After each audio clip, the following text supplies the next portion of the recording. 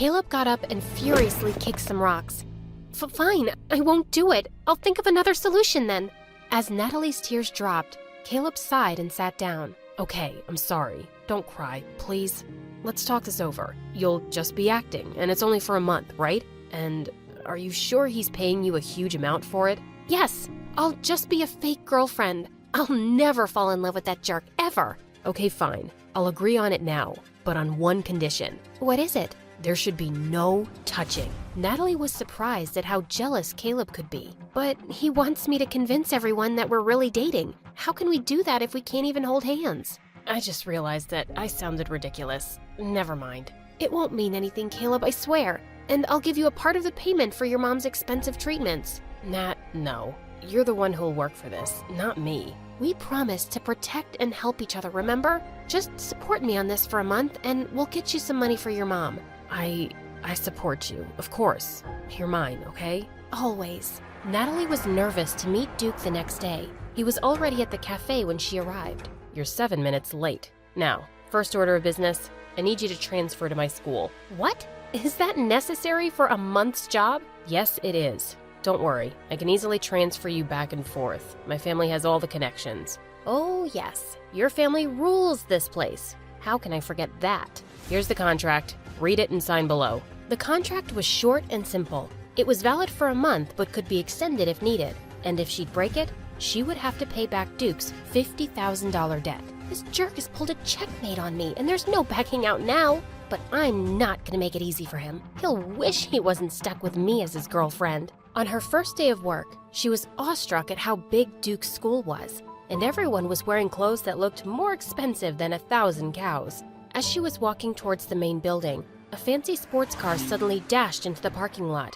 Natalie's jaw dropped as the driver stepped out.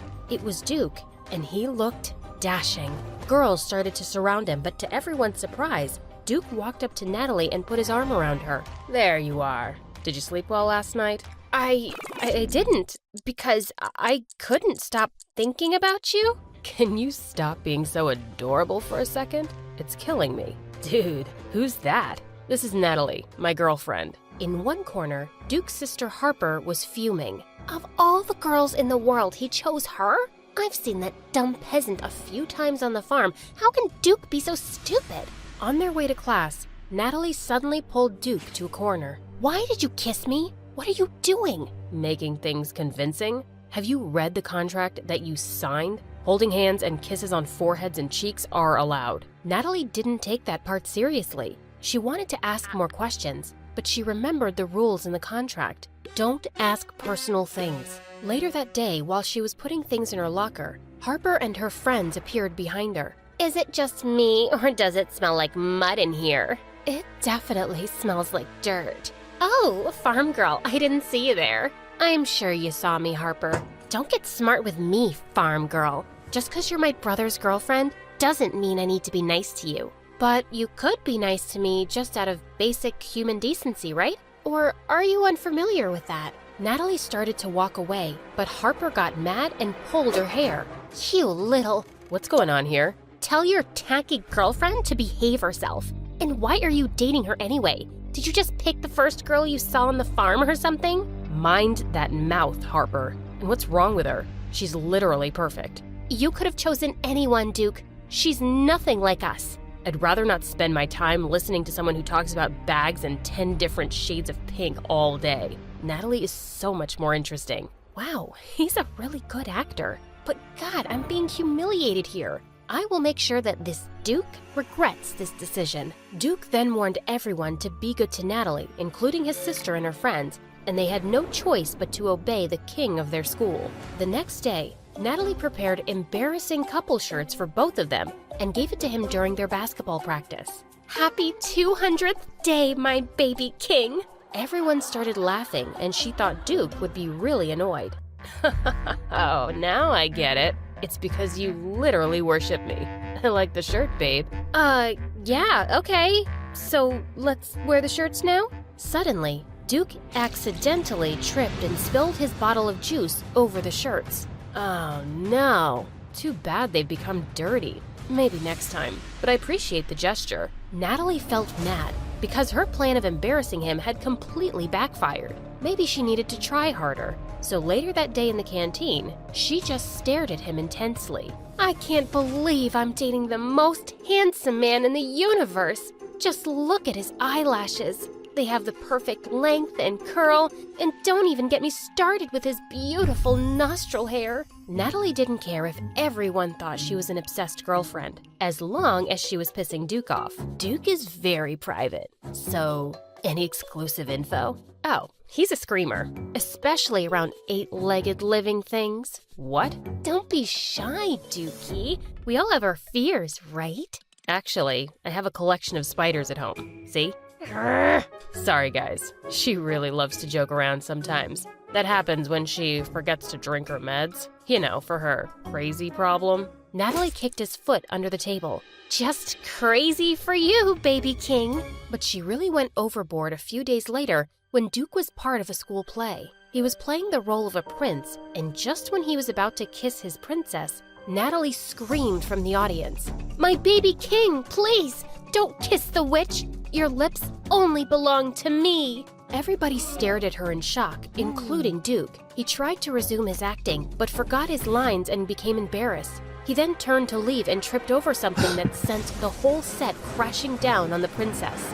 Oops. And right after, Duke came marching to her angrily. "What do you think you're doing? Who asked you to act like some crazy melodramatic girlfriend? You just embarrassed me in front of everybody. We've been working on this play for months, and you ruined it. What is wrong with you?" Okay, I'm sorry. I didn't think I'd have such a strong effect on you that you'd forget your acting. I was just trying to be convincing, like you said. Don't play these stupid games with me, Natalie. I know what you're trying to do, and it's not gonna work. You agreed to be my girlfriend, and unless you have $50,000 suddenly, you'll act like a normal girlfriend or you'll go to jail. And trust me, I won't feel bad about your poor butt rotting in there for a second. You better behave. I don't need people to think I'm dating an obsessed psycho. Fine, I got it. Can you let my arm go now? He did, and she pushed him away as she left. Duke was still really mad at Natalie when he got home, but he started feeling bad for the way he'd spoken to her. And to make matters worse, he instantly had his mom breathing down his neck. "Where's this girlfriend you've been telling us about? It's been a week. Invite her for dinner tomorrow." Duke knew he and Natalie needed to bond more so things would be more natural between them, or his mom would be able to tell in a second that it was fake. He convinced his mom to give him another week and spoke to Natalie the next day. "Listen, I'm sorry for the way I spoke to you. I was just disappointed about the play, and I've got some things on my mind. But it's not a great excuse for my behavior. I'm sorry." Yeah, okay. Just don't talk to me that way again, and we're cool." "I won't, I promise. But we need to meet up after school today, so you can get to know me and my whereabouts better. Mom wants to meet you soon, and she can ask you anything." Over the next 3 days, Natalie memorized Duke's schedule. He was taking acting classes after school, and on weekends he was managing an orphanage in town. One day, as he was driving her home, Natalie found herself talking casually to him. "Duke, do you mean to pursue acting professionally? I thought you'd just take over the family business." "Yeah, acting is my dream. I'd love to be able to do that freely, but Mom wants me to build malls on farmlands, and I don't really want to do that. I'd like to be able to help farmers become more productive so they can have better lives, not take away their lands and leave them jobless." The more Natalie spent time with Duke, the more she realized that he actually had a heart of gold. She felt bad for judging him and making things difficult for him. Since then, she had become genuinely comfortable with him. He was just so good at acting, and there were times when she'd forget that it wasn't real.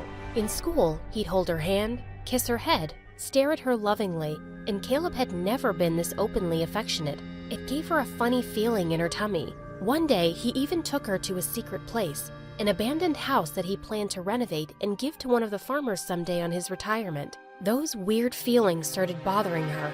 "No, I'm just amazed at his good qualities, but these thoughts mean nothing." After dinner at a restaurant, Duke drove Natalie back to her house, and as she stepped out of his car, she suddenly tripped. But he caught her just in time. Natalie's world stopped when she realized how close their faces were, and her heart was racing. She snapped out of it and immediately pulled away. "Sorry about that. I can be clumsy sometimes." "Only sometimes." "Excuse me?" "I said you're cute." You just realized that now? Duke just chuckled at her and started walking to his car. See you around, babe. Natalie suddenly forgot how to speak. Just then, Caleb suddenly appeared from the shadows. What was that, Nat? Jeez, you startled me. What was what? I saw you and Duke. Did you forget this is just pretend? It is pretend. That didn't look fake to me. That is the point. I am paid to make it believable, remember? Natalie walked close to Caleb and took his hand. Come on, Caleb. You know how I feel about you.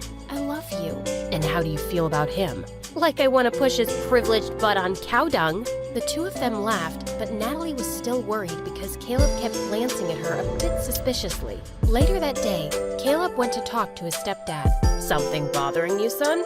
I'm scared, Dad. Nat says she hates Duke, but I can tell she likes him enough to be able to be close to him, even when there's no one around.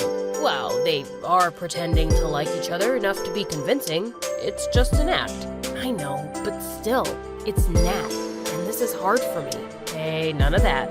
Their pretend relationship is not forever. Focus on the end goal. A week later, Duke invited Natalie over for dinner with his family. As they stood in front of the door, he noticed how nervous she was, so he reached for her shaking hand and smiled. She felt a lot better instantly, and they walked in. Harper and his parents were all waiting for her in the living room, and they all looked so sophisticated and intimidating, especially Mrs. Harrison. It's a pleasure to finally meet you, darling. You're even more beautiful than the way Duke described you. I heard your mom sells root crops in the market and used to work for one of our ranches. Yes, sir. Oh, gosh. I feel sorry for us the way we have such a low-class guest. Harper, behave yourself, please. Whatever. As they had their dinner, Mrs. Harrison kept asking about their love story and relationship, and their answers thankfully matched. The Harrisons were surprisingly nice, except for Harper, who kept throwing death glares at her. After their dinner, Mrs. Harrison walked up to Natalie and took her into the kitchen. I want to give you something, my dear. Sure, ma'am. When they got there, Natalie was surprised to see a knife and a lot of onions on the counter. And then suddenly, Mrs. Harrison started chopping them herself right in front of her. They say onions can give overflowing wealth and beauty. This is my gift for you, my future daughter-in-law. Please take it. Natalie started tearing up as she took the chopped onions from her. Are you crying? You look so pretty with those tears in your eyes. No, it's just because of the onions.